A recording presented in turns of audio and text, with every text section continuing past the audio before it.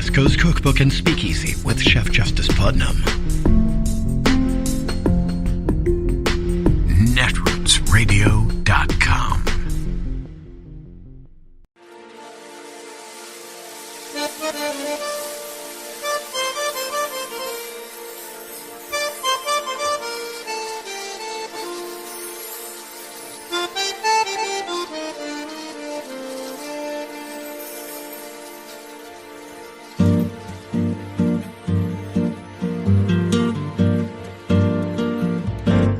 Je voudrais du soleil vert, des dentelles et des théères, des photos de bord de mer, dans mon jardin d'hiver.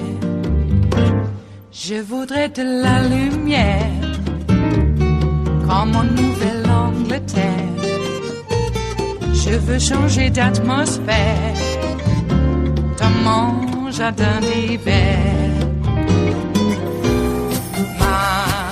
Ma fleur sous la pluie de novembre, tes mains qui courent, je n'en peux plus de t'attendre.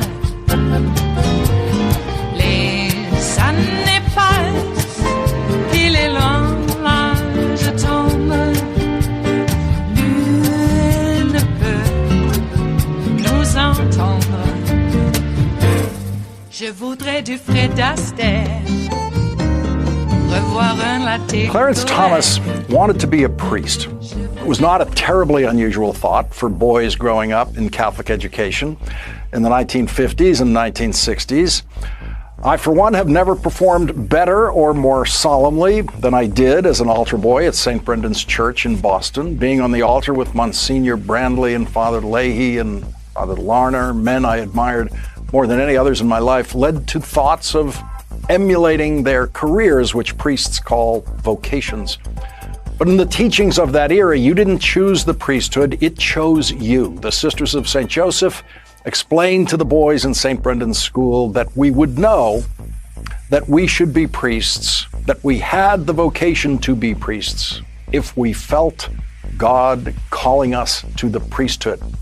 Despite my cardinal-like solemnity on the altar in my 10-year-old altar boy cassock and surplice, God didn't call. And by 8th grade, my vocational sights were set firmly on playing left field for the Boston Red Sox, but the Red Sox didn't call either. Clarence Thomas took the priesthood much more seriously than I did. Most seminarians begin their study for the priesthood in college. But Clarence Thomas got an unusually early start by entering a seminary for high school students.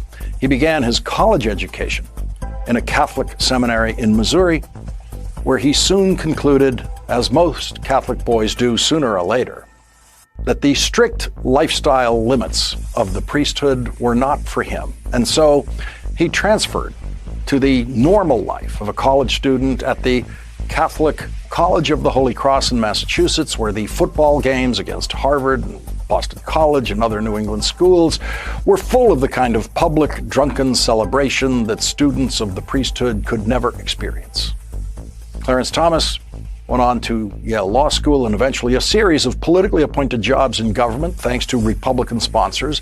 The New York Times reported this weekend that during those years in Republican-appointed jobs in government, Clarence Thomas was profiled in the Legal Times in an article that described his career ambition this way. He says he plans to be rich, says that means more than just a few $100,000 a year. At the time, a few $100,000 a year was very, very, very rich. That kind of income would have put Clarence Thomas at that time in the top 1% of income earners in the United States. And so Clarence Thomas went in less than 10 years from wanting to be a priest to wanting to be very, very rich, which is a very good reason not to become a federal judge.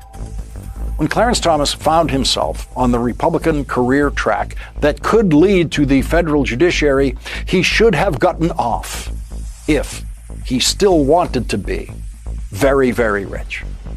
But he accepted President George H.W. Bush's appointment to the Federal Court of Appeals in 1990, and then, of course, accepted the same president's appointment to the Supreme Court a year later, making him one of the least experienced Supreme Court nominees of his own lifetime.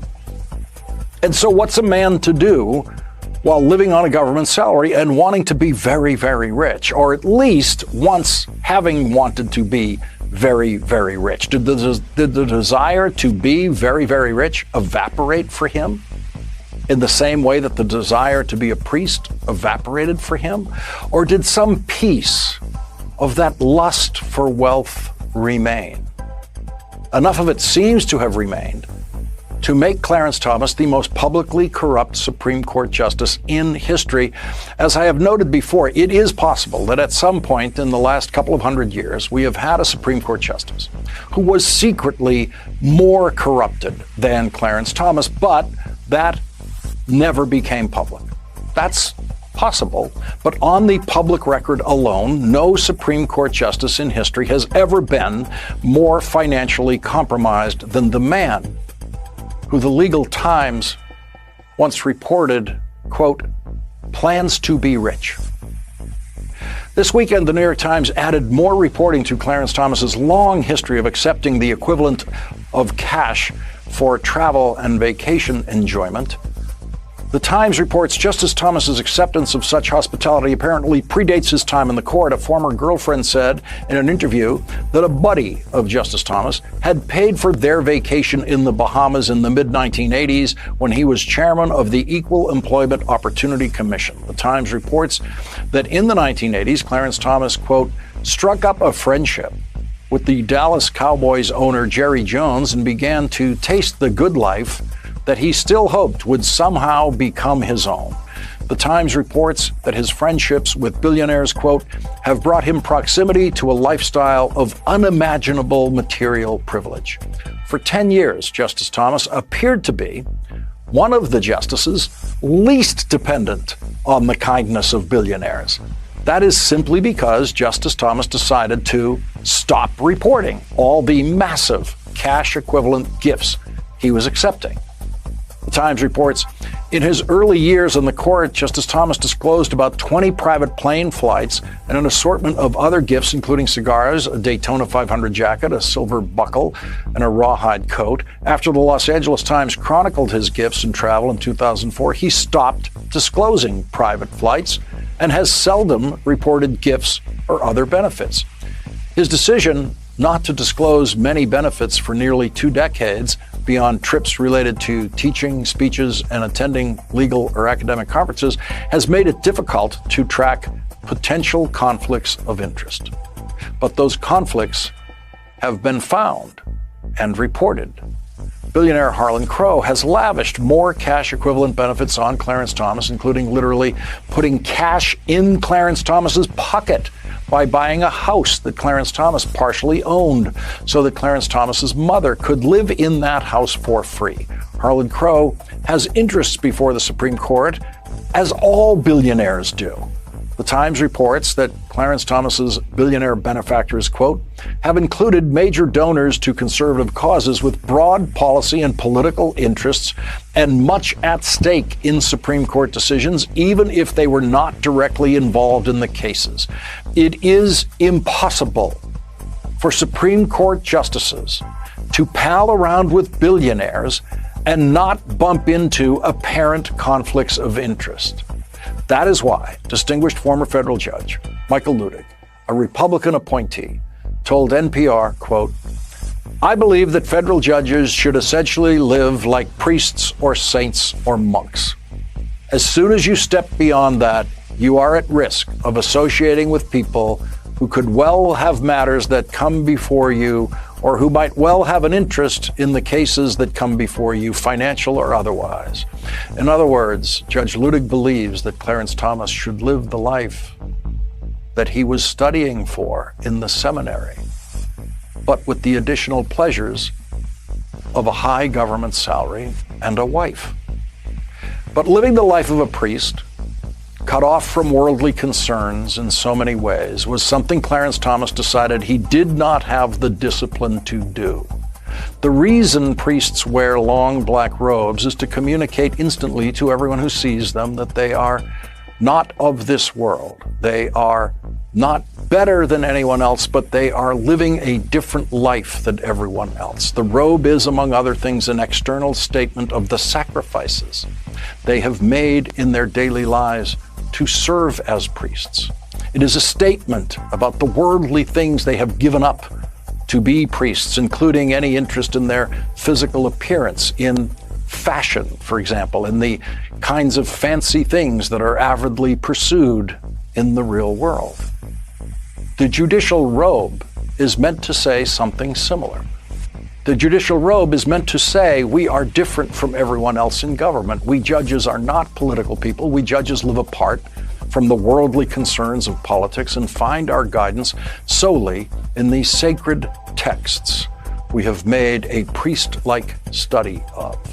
And so Clarence Thomas gets to dress like a priest at work, but Clarence Thomas's judicial robe can no longer hide how his plans to be rich morphed into a plan to at least partake in the lavish lifestyles of the ultra-rich Republicans who have helped Clarence Thomas tarnish the Supreme Court in a way that no justice before him ever has. Clarence Thomas is as unfit for the Supreme Court as he was for the priesthood. It is Tuesday, the 11th of July of 2023, and you are in West Coast Cookbook and Speakeasy. I am your chef de cuisine, Justice Putnam. Gunner, the English bulldog, is our snoozing sous chef. Precious, the little Yorkie, is our door girl, who will be seating you directly for our especially special, daily special, Tarrytown Chowder Tuesdays. A small scant dash, a mere pinch of hot smoked Hungarian paprika will make all the difference in the world. Always has, and it always will. Gosh, I got that tag out there. Hey, how are you? Sorry about yesterday. I did give a small warning that, or announcement, that I would be taking Precious to the eye vet yesterday. And suddenly I had an emergency to take care of my mom in the waning moments of the show and before I could get out the door. So I apologize for not returning.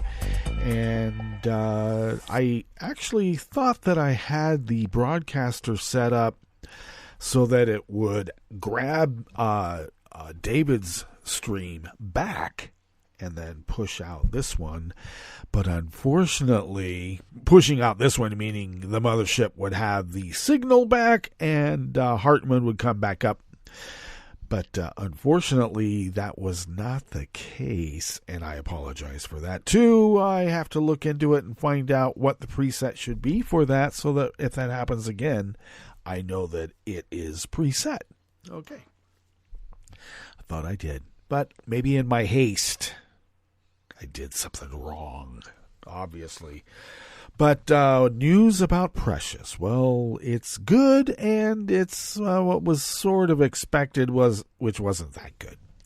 And the not so good part is that she is indeed blind in one eye, and it could have been from any number of things. It could have been a speck of something that got in her eye, and over time damaged the eye, and it lost liquid that way. Essentially what she said, to cut to the chase, is that the ducts that give fluid into the eye have been shut off. And that could have happened in any number of ways. It could have happened from her eye being jarred, like a detached retina. That could happen. Or something just as simple as, a grain of sand or something. A seed or, whatever. She did not have infection, so we don't have to take out the eye.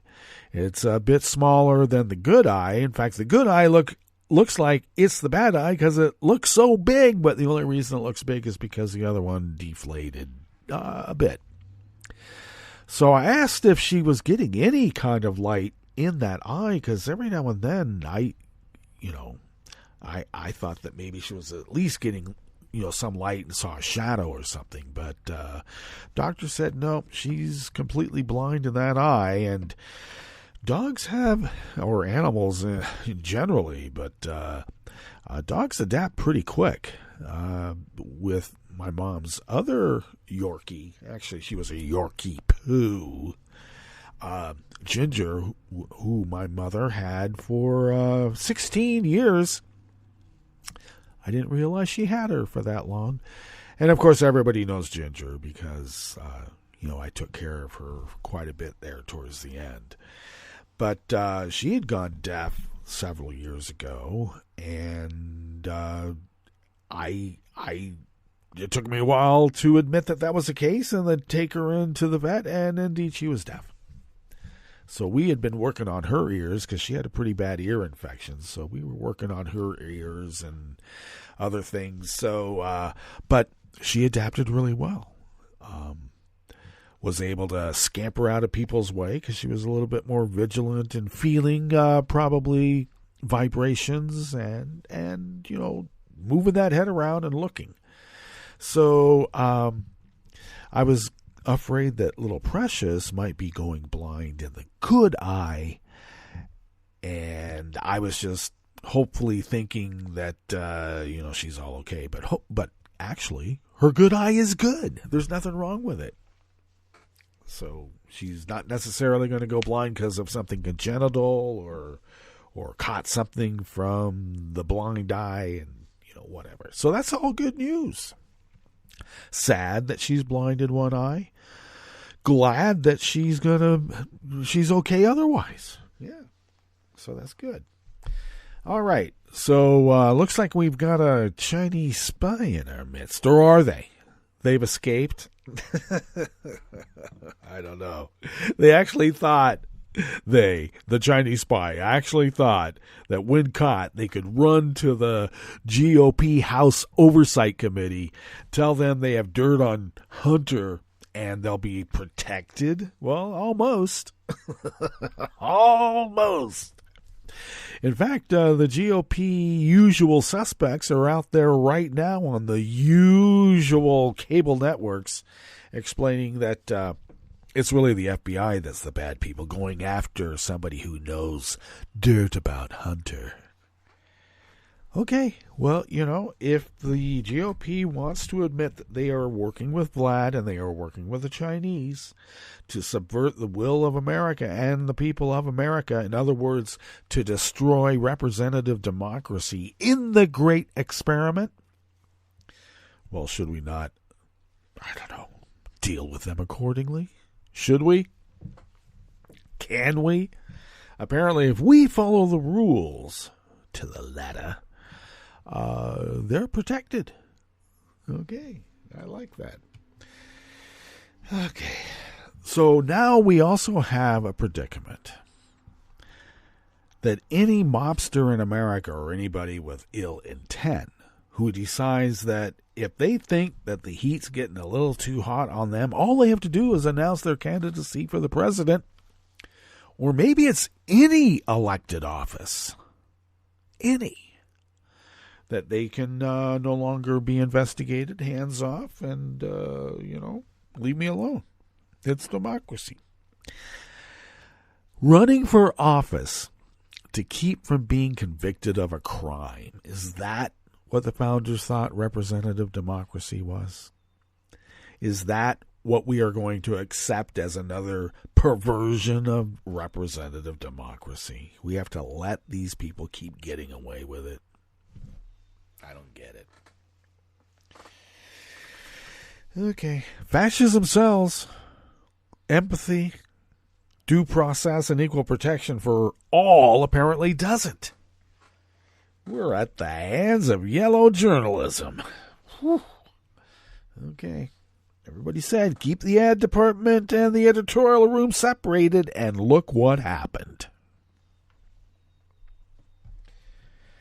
Okay. All right. Well, why don't we give you a rundown about what we have in store for you today here in the Bistro Cafe as we start in this fabulous salon. West Coast Cookbook and Speakeasy. Yeah, Clarence Thomas wanted to be rich, and now he's pals with billionaires. Quite a little reverent altar boy there until he wasn't. Okay. Actually, I know a lot of altar boys, and I didn't really think altar boys were imbued with, I don't know, natural reverence for all things in existence. I'm just saying.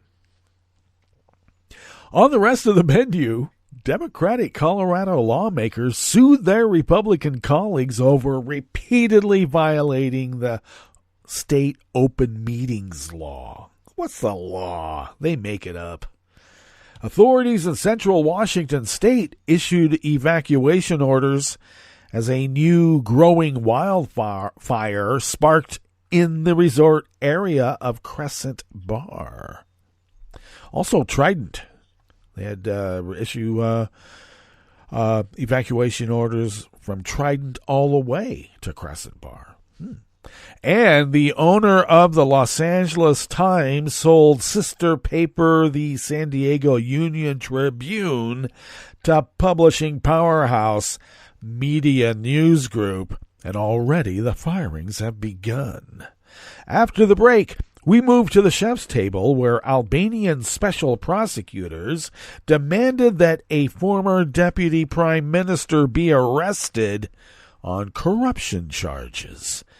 And tensions rise in Zimbabwe after police barred the opposition party from holding an election rally. All that and more on West Coast Cookbook and Speakeasy. Bon appetit.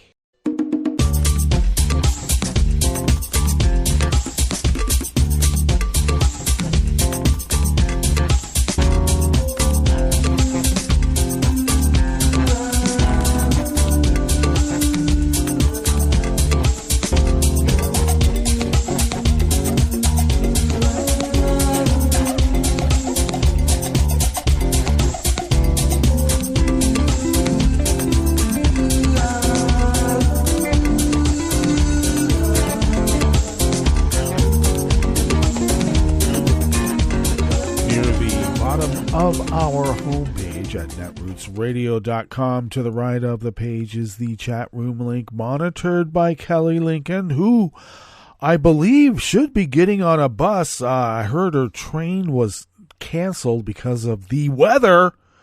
So I believe that she said she's getting on a bus today to get to Chicago for Netroots Nation. Now that is dedication. Thank you, Kelly.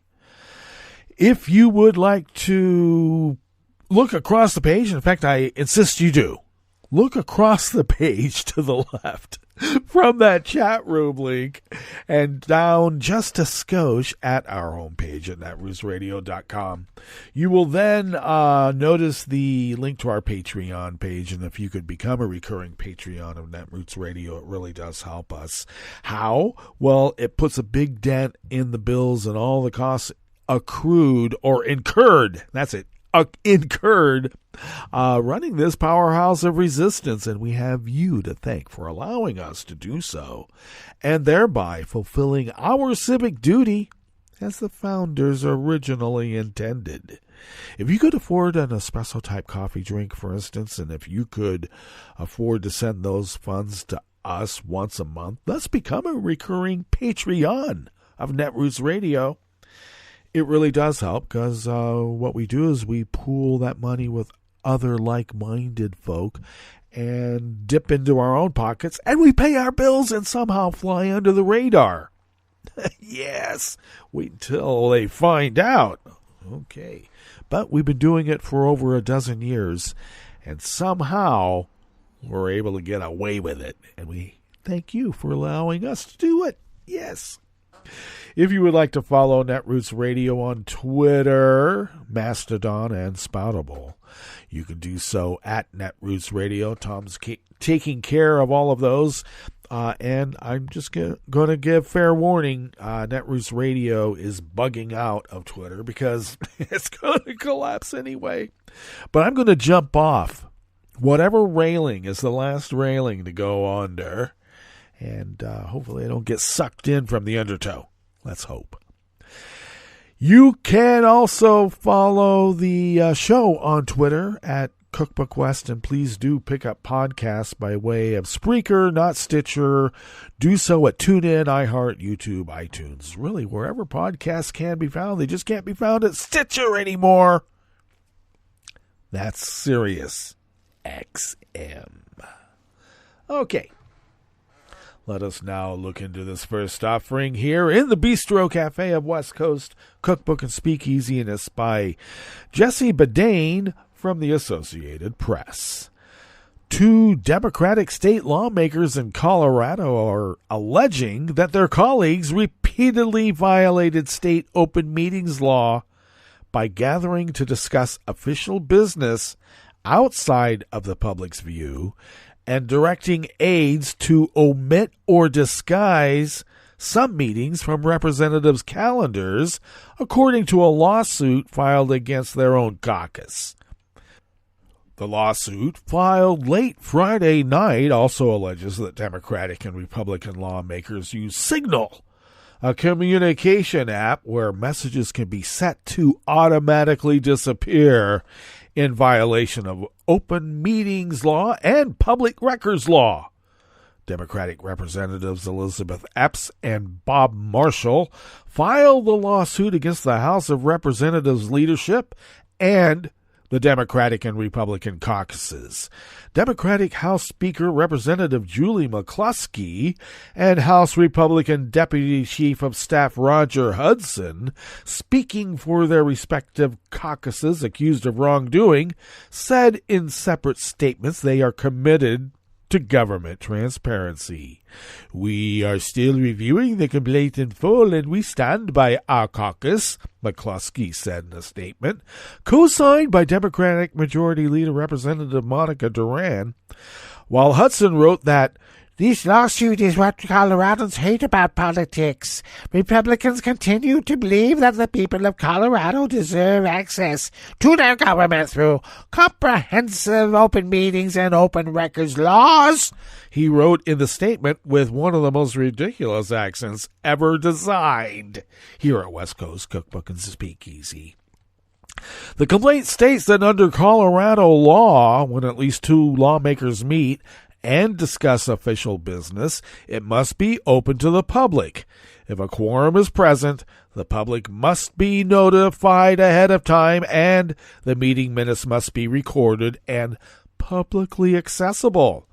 The lawsuit alleges that Colorado lawmakers met sometimes twice a week to discuss public business, such as pending legislation, but failed to follow any of the open meeting prescriptions outlined by state law, thereby shadowing deliberations from Colorado residents. Similarly, the lawsuit alleges that the use of Signal was widespread and included discussions between lawmakers while they were sitting in committee or on the House floor, described in the complaint as meetings within meetings. Since the messages would self-destruct, they were not accessible for public inspection under Colorado's public records law, the plaintiffs said.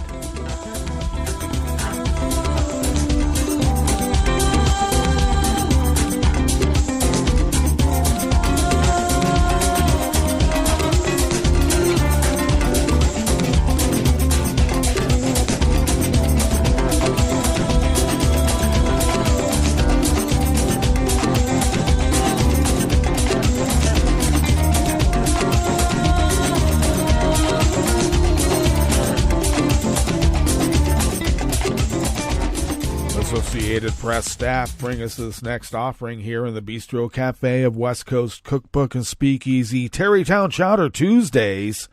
Authority in central Washington told people to leave their homes immediately as a new growing wildfire sparked west of Quincy late Monday afternoon.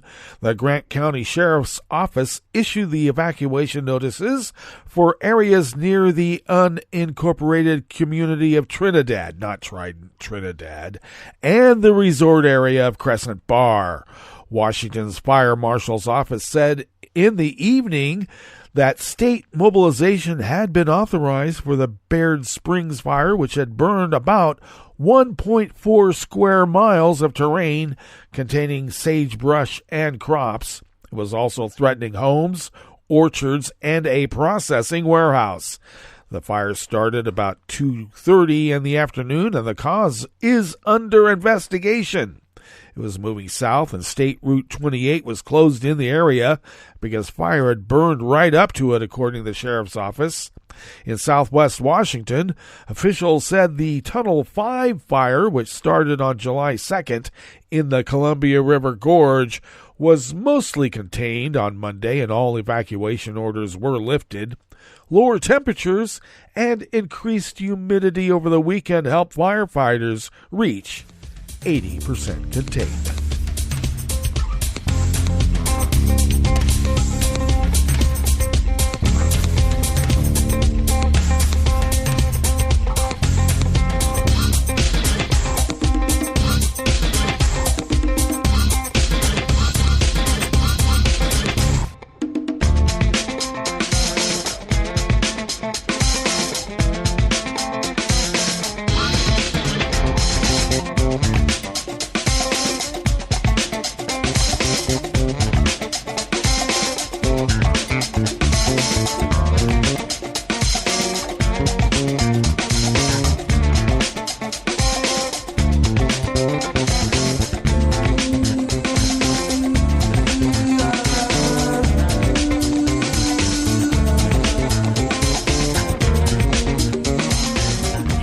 Staff at the Associated Press brings us this last offering here in the Bistro Cafe part of West Coast Cookbook and Speakeasy.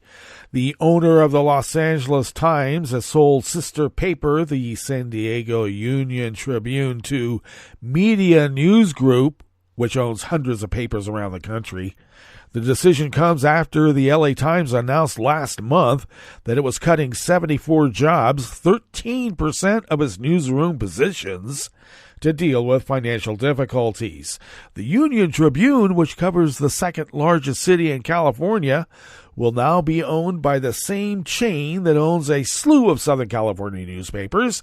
The parent company is Alden Global Capital, a New York hedge fund that has been buying up newspapers around the country and faced criticism for slashing budgets and cutting jobs. The new owner is offering employee buyouts through next Monday and may lay people off.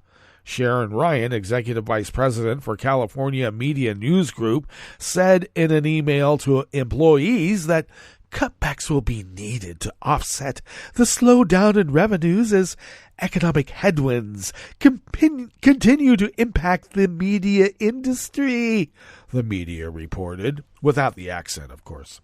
Efforts will be made to make cuts away from the newsroom, the email said. Sure.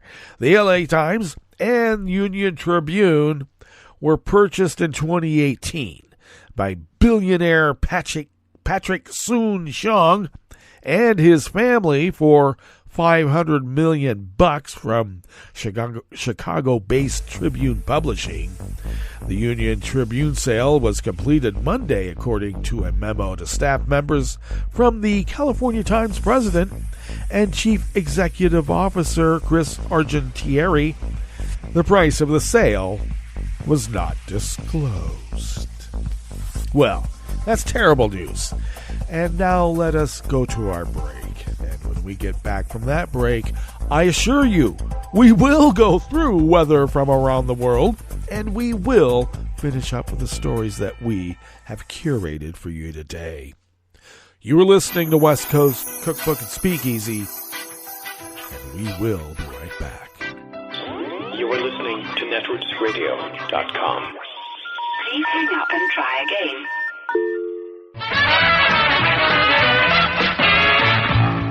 From a point at sea to the circles of your mind, a new force is at work for planetary transformation. New radio for a new Earth.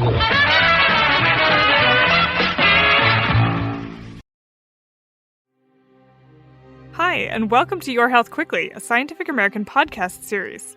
On this show, we highlight the latest vital health news, discoveries that affect your body and your mind. Every episode, we dive into one topic. We discuss diseases, treatments, and some controversies. And we demystify the medical research in ways you can use to stay healthy.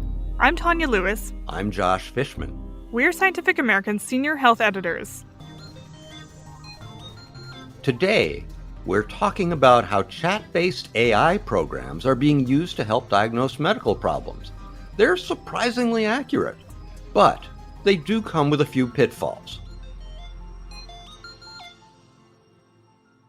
Josh, have you ever used Google to try to diagnose a medical issue? You mean like typing in, what are the causes of low back pain? Or is drug X the best treatment for glaucoma? Yeah, that happens pretty much every other day, either for me or for someone in my family. Yeah, I have too. And I know it's a bad idea because somehow every search that I do ends up suggesting that whatever I have is cancer. But now there's a new way to get medical info online. Generative AI chatbots. Like ChatGPT? Yeah, like OpenAI's ChatGPT and Microsoft Bing, which is based on the algorithm that powers ChatGPT, and others that are designed specifically to provide medical info, like Google's MedPalm. They're all based on large language models, or LLMs, which predict the next word in a sentence. They're trained on huge amounts of data gleaned from all over the internet, and in some cases, info from medical exams and real doctor-patient interactions. Do they work better than our simple internet searches? I wanted to know that too. To find out more, I talked to Sarah Reardon, a science journalist based in Bozeman, Montana, and regular SciAm contributor who has been reporting on AI in medicine for us. Doctors have been concerned for a long time about people Googling their symptoms. There's this term, Dr. Google, which is really frustrating to a lot of physicians because people come in and think that they know what they have without having the actual expertise or context just by having looked up, I have a headache, what does it mean? GPT software, it's much better at actually being accurate in determining what patients have and asking sometimes follow-up questions that will help it further home in on the correct diagnosis. Companies are starting to study this, and preliminary research suggests that AIs are surprisingly accurate. Studies have shown that they work better than online symptom checkers, which are websites that let you input your symptoms and spit out a diagnosis. They're also better than some untrained humans. In a study posted on the preprint server medRxiv in February, which has not yet been peer-reviewed, epidemiologist Andrew Beam of Harvard University and his colleagues wrote 48 prompts phrased as descriptions of his patient's symptoms. When they fed these to OpenAI's GPT-3, which is the version of the algorithm that powered ChatGPT at the time, the top 3 potential diagnoses for each case included the correct one 88% of the time. Physicians, by comparison, could do this 96% of the time when given the same prompts, but people without medical training could do so only 54% of the time. Okay, so the AIs are good. But physicians were still better in that study, so I'd still rather go to a real one. Yeah, absolutely. These AI programs should not be used to diagnose a serious illness, and many of them say so. For that, you should definitely see a doctor. But they're probably a step up from just Googling your symptoms. I tried telling ChatGPT about some characteristic stroke symptoms, like numbness in my face and trouble speaking and walking. It came back with a list of likely causes, with stroke at the top, followed by transient ischemic attacks and multiple sclerosis. To its credit, it also told me to seek immediate medical care. But I haven't tried it with more complex or vague symptoms. Now some healthcare providers are already using these AIs to help communicate with patients. Some of the doctors that I spoke with are starting to play with it, helping them phrase things, helping them sort of condense their thoughts into what would be a short, concise text message. There's a lot of talk about hospitals might start actually incorporating some of this software soon. These AI programs could help doctors deal with some of the administrative grunt work so that they have more time to actually spend with patients. And the breakthrough isn't just the AI itself.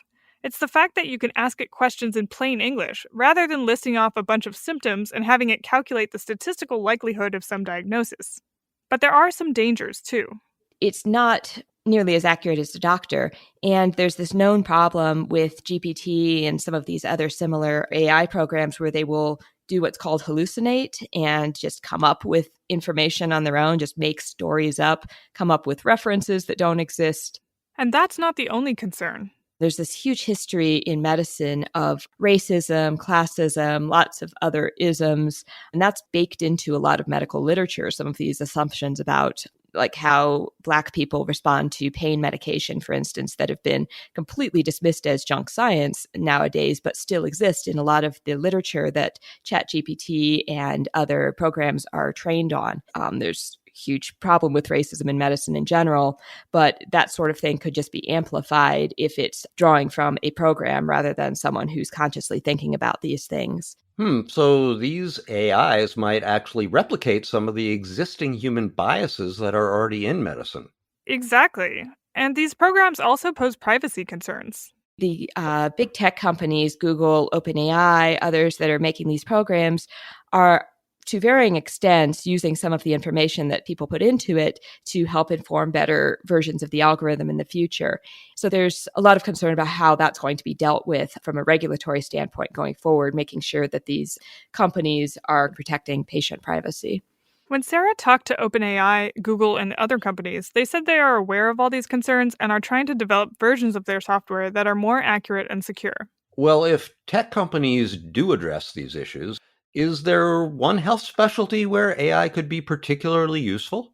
Yeah, it's actually becoming quite common in mental health through the use of therapy apps. So mental health is actually one of the areas where people think that this software could be most helpful for several reasons, one of which is that a lot of the therapies are based on chat. This could help address the severe shortage of therapists in this country, if we can get it right. So it sounds like, whether we like it or not, AI is going to be a big part of medicine. It is. But when it comes to our health, we need to ensure that these programs first do no harm. Your Health Quickly is produced by Talika Bose, Jeff Delvicio, Kelso Harper, and Corinne Leong. It's edited by Ella Fetter and Alexa Lim. Our music is composed by Dominic Smith. Our show is part of Scientific American's podcast, Science Quickly. You can subscribe wherever you get your podcasts. If you like the show, give us a rating or review. And if you have ideas for topics we should cover, send us an email at yourhealthquickly@sciam.com. That's yourhealthquickly@sciam.com. For a daily dose of science, sign up for our new Today in Science newsletter.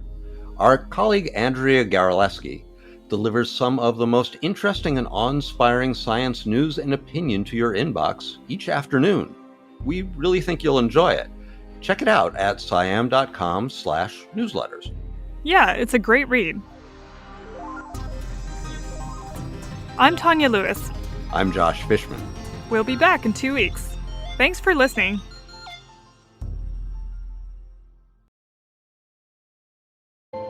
This is the story of a very special woman. In a matter of seconds, she turned herself into a great mathematician or an entrepreneur. Her knowledge was limitless and still is. She could also make monsters disappear, especially those that lurked in the shadows under the bed. Once, this woman put back together a teenage girl's broken heart, which had been shattered in 1,000 pieces, just by giving her a bear hug. She masqueraded as a regular person at work, but as a superhero at home. Everyone knows her as Gabriella. I still call her Mom. Your hero needs you now, and AARP is here to help. Find the care guides you need to help, complete with tips and resources at aarp.org/caregiving. A public service announcement brought to you by AARP and the Ad Council. Don't you wish your life came with a warning app? Stop. That dog does not want to be petted. Just a little heads up before something bad happens. Move your coffee cup away from your computer. Oh, no. So you can have more control. Stop. You're texting your boss by mistake. Uh-oh. Well, life doesn't always give you time to change the outcome, but prediabetes does. With early diagnosis and a few healthy changes like managing your weight, getting active, stopping smoking, and eating healthier, you can stop prediabetes before it leads to type 2 diabetes. It's easy to learn your risk. Take the 1-minute test today at doihaveprediabetes.org. Warning. The cap is loose on that ketchup. Ugh. Don't wait. You have the power to change the outcome. Visit doihaveprediabetes.org today. That's doihaveprediabetes.org. Brought to you by the Ad Council and its Prediabetes Awareness Partners. If you came across someone struggling with hunger, how would you recognize them? By their clothes? Their age? The way they speak? Would you notice an 8-year-old girl who's not excited for summer break because she may not be having lunch again until September? Or a single father of 2 who works 3 part-time jobs and still can't put enough food on the table? Or maybe a mother who cleans offices at night, hoping to find meeting leftovers to take home to her hungry family. Or a war veteran who's having a hard time landing a job and getting back on his feet. I am the one in 8 Americans who struggle with hunger. People you pass by every day but never knew were hungry. I am hunger in America. Hunger can be hard to recognize. Learn why at IamHungerInAmerica.org. Brought to you by Feeding America, 200 Food Banks Strong, and the Ad Council. Hi, it's Tom. Could we humbly suggest your donation to netrootsradio.com? All we've got to run this 24-hour powerhouse of progressive resistance radio is what comes out of our own wallets. And you are our biggest donor. And it doesn't take much, $3, $5. Just go to the bottom of our netrootsradio.com page and hit our secure donate button. Heck, you can even make a recurring contribution. So donate what you'd like at the bottom of our netrootsradio.com's homepage. Because you are our biggest donor. netrootsradio.com. Together, we are Resistance Radio.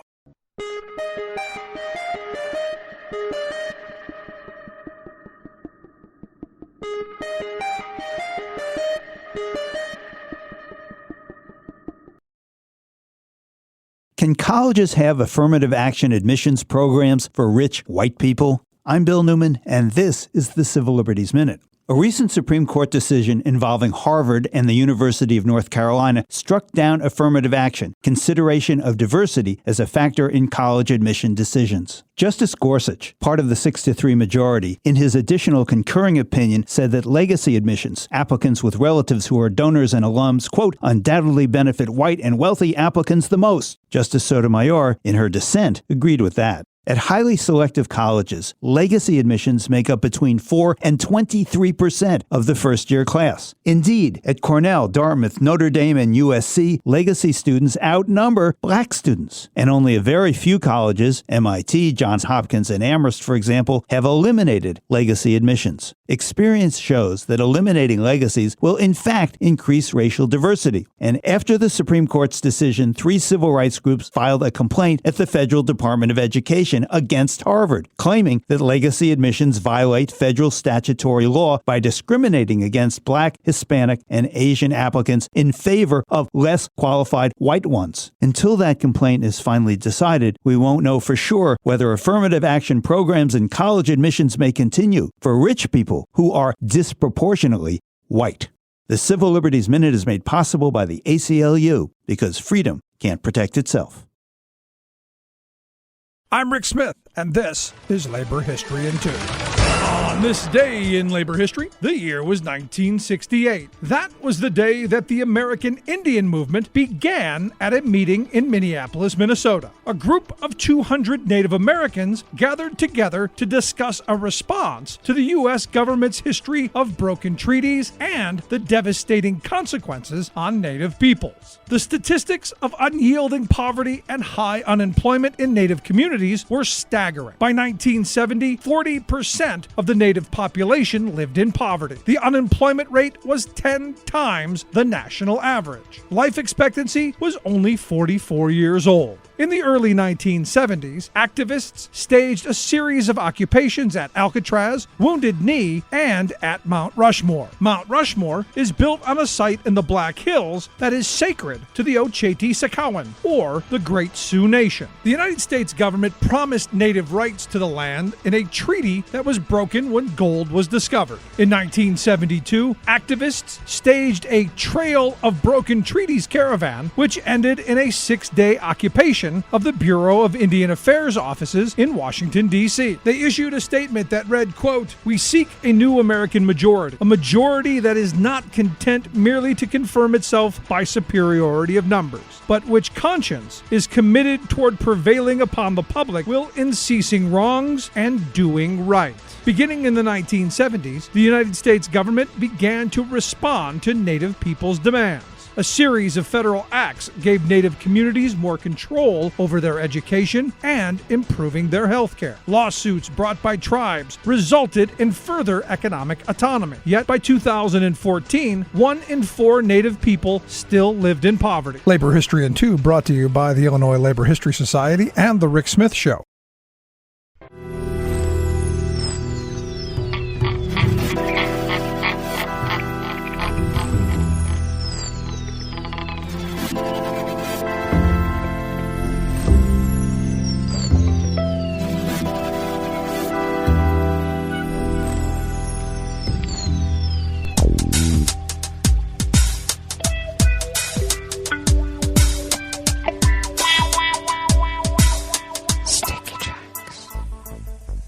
Thank you for accompanying us here to the Chef's Table at West Coast Cookbook and Speakeasy, Tarrytown Chowder Tuesdays.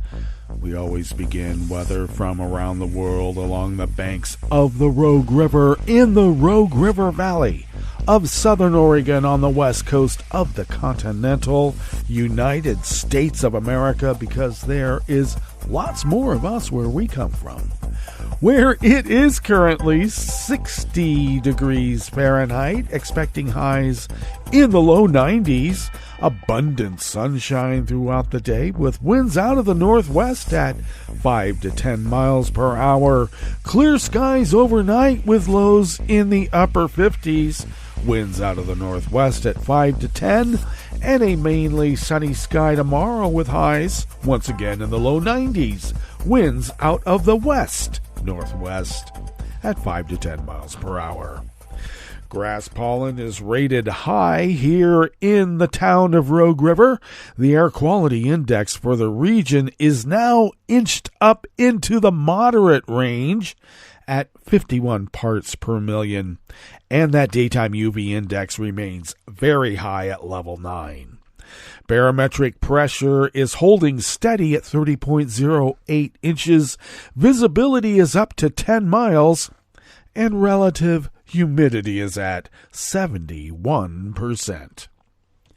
Weather from around the world is brought to you by a crowd of crowdsourced weather stations that a crowd crowdsources from around the world. London is 70 degrees and cloudy. Paris is 90 degrees and sunny. Rome is 95 and sunny with a heat advisory. Kyiv is 71 and mostly cloudy. Kabul is 78 and clear. Hong Kong is 85 and fair. Tokyo is 81 and clear. Sydney, Australia is 44 degrees and clear. San Francisco, California is 58 degrees and partly cloudy. And New York, New York is 84 degrees Fahrenheit and fair.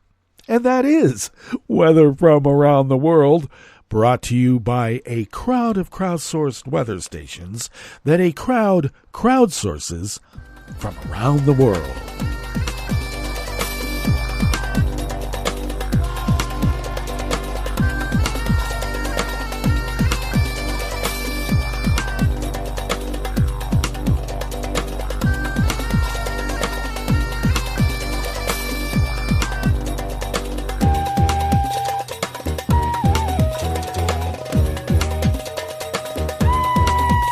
Lazar Semeny of the Associated Press brings us this first amuse-bouche here at the Chef's Table at West Coast Cookbook and Speakeasy, Tarrytown Chowder Tuesdays. A small scant dash, you know, a mere pinch of hot smoked Hungarian paprika will make all the difference in the world.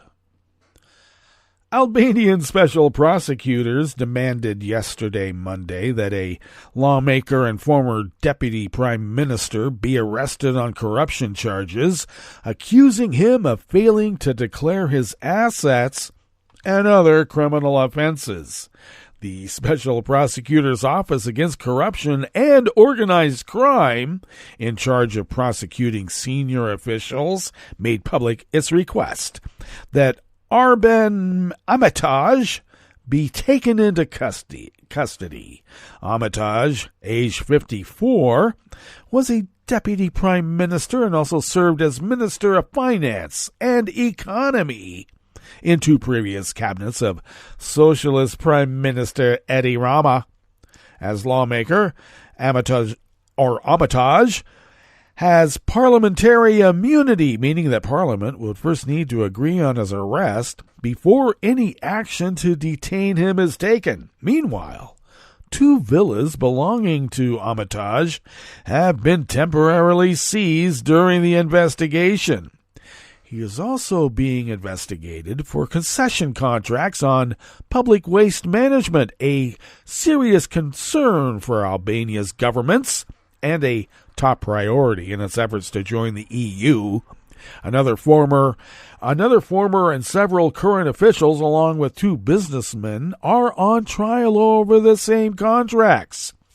If tried and convicted, Armitage could face up to 12 years in prison. Now, corruption has long plagued Albania's transition to democracy. A judicial reform approved in 2016, with support from the United States and the European Union, created new institutions meant to address corruption. Many judges and prosecutors have been dismissed for corruption and illegally earning property and money. If we can do it there, we can do it here.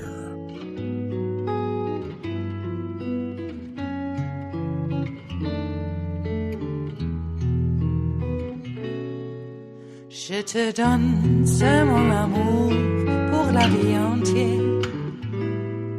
La promesse de me trouver à tes genoux. Aussitôt que tu m'appelles, rester toujours fidèle. C'est tout, c'est tout. Je te donne tous mes printemps, mes étés de mer. Mes automnes, quand les feuilles tombent partout. Si ce n'est pas une bonne affaire, je te donne tous mes hivers. Faray Mutsaka of the Associated Press brings us this final amuse-bouche here at the chef's table at West Coast Cookbook and Speakeasy.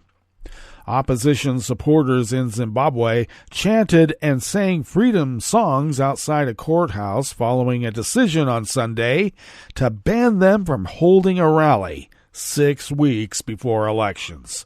The court in the town of Bandura upheld Friday's police order that the opposition Citizens Coalition for Change Party could not hold the rally to officially launch its election campaign because the venue was unsuitable. The CCC had appealed in court against the order. The decision increased tensions in the South African nation, which has a history of violent and disputed elections. The CCC immediately criticized the move as more evidence of a push by President Emerson Mnangagwa and his ruling ZANU-PF party to silence the opposition using the police and the courts. Mnangagwa, 80, that's how old he is, replaced long-ruling autocrat Robert Mugabe in a coup in 2017. Oh, the new boss is the same as the old boss. He promised a new era of freedom and prosperity for Zimbabweans who had seen their country's economy crumble amid some of the highest inflation rates ever seen. But he has turned out to be as repressive as his predecessor, say critics, and the economy continues to collapse. There has been a crackdown on any kind of criticism. Where have we heard that before? The yellow-clad CCC supporters who gathered outside Bandura Magistrates Court saying, "Dictatorship remains. When will this country be free?" Police said that the opposition party's chosen venue for Sunday's rally was unsuitable because it was a bushy area with poor access via road, raising safety concerns for those attending. The police also said there was a high risk of the spread of communicable diseases. A rally where thousands of ruling party supporters packed tightly together in a stadium to hear the president speak was allowed to go ahead, though. "We're getting into a match with both legs tied," said CCC lawyer agency Gumbo. They would rather keep the opposition at the courts than on the campaign trail. The CCC initially appealed against the police order at the High Court in the capital. The case was moved to the court in Bandura, where the rally was scheduled to take place. The Bandura court eventually ruled late afternoon on Sunday hours after the rally was meant to start at 10 a.m. Shenanigans. All right, that brings us to the end of our broadcast period for the day, but you do know Netroots Radio broadcasts on, and we will meet up here tomorrow for Smothered Benedict Wednesdays. So do stay tuned to Netroots Radio all day and all night for all the breaking news as it breaks, and we will meet up here tomorrow, right here in West Coast Cookbook and Speakeasy. Bon appetit.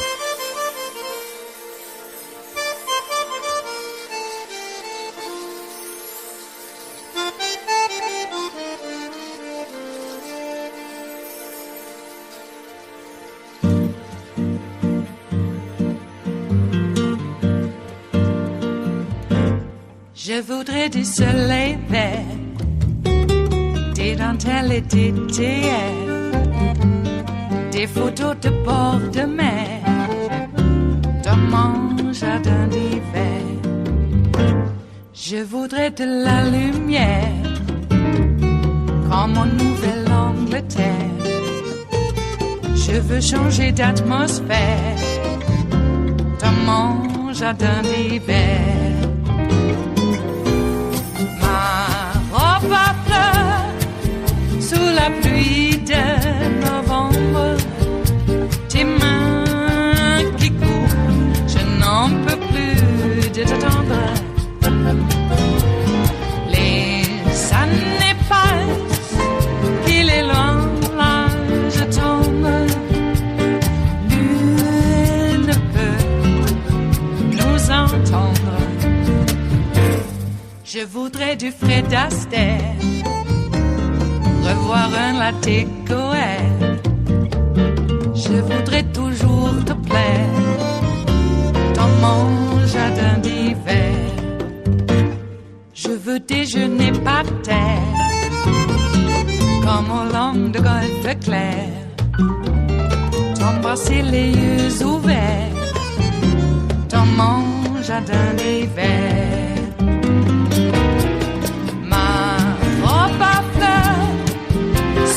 Pluie de novembre, tes mains qui courent, je n'en peux plus de t'attendre.